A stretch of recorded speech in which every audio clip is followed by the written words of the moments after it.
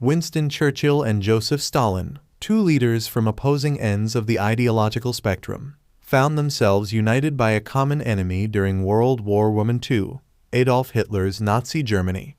Their wartime partnership, though crucial to defeating fascism, was a complex dance of suspicion, pragmatism, and ultimately, personal animosity. From distrust to wartime necessity. Churchill, the flamboyant British Prime Minister, and Stalin, the ruthless Soviet leader, had a history of animosity. Churchill had been a vocal critic of communism and the Bolshevik Revolution. Stalin, on the other hand, viewed Britain with suspicion, believing it to be a capitalist power aiming to contain the Soviet Union. However, the Nazi invasion of the Soviet Union in 1941 forced a dramatic shift. Britain, already engaged in a lonely fight against Germany, now had a powerful ally on the Eastern Front. Churchill, despite his reservations, recognized the necessity of cooperation.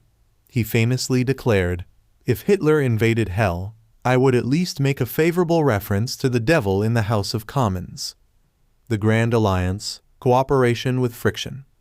Thus began the Grand Alliance between Britain, the Soviet Union, and the United States. Churchill and Stalin held a series of high-stakes conferences, most notably in Tehran 1943 and Yalta 1945.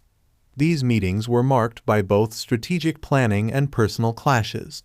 Churchill, a master of rhetoric, often found Stalin's bluntness and ruthlessness off-putting.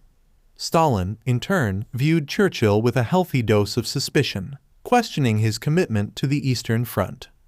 Disagreements and the shadow of post-war agendas.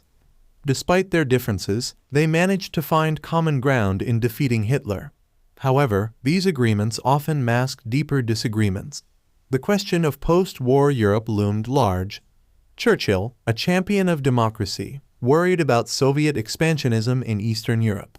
Stalin, focused on securing a buffer zone for the Soviet Union, was unwilling to budge.